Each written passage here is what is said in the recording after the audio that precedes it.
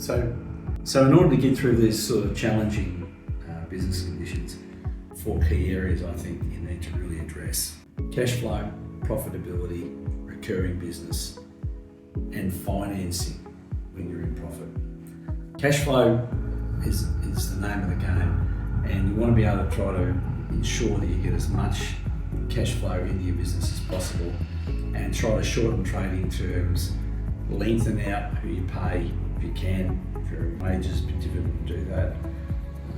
Just basically try to move your cash flow to cover what you need. If you're in the longer term stuff where you're dealing with companies that are 2 or 3 month terms and they're taking their time, you may want to look at debt factoring and other factors like that in order to handle that. Number 2, profitability. Only take on jobs that you feel are profitable. Make sure that you cover your overhead that you've got to have in a job. It's pointless taking on a loss leader unless that loss leader is going to turn into recurring business. Which leads me into the 3rd point, which is recurring business. So when you look at a client, you really want to be looking at the client and going, okay, well, how many years can I get that client on board for, or that business on board for?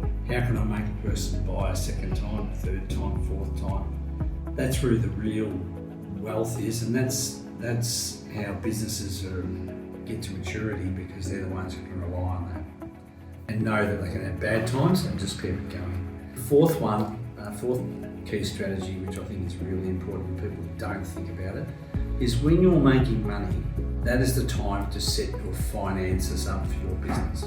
When you don't have money and when you're not profitable, funnily enough, banks just don't want you as clients, nor do they want to give you any money. So I think what you need to do is forecast what you're going to need in the future and get facilities in place while you're profitable. It's important, and it's the only way you're really going to stay ahead of the game in these challenging times.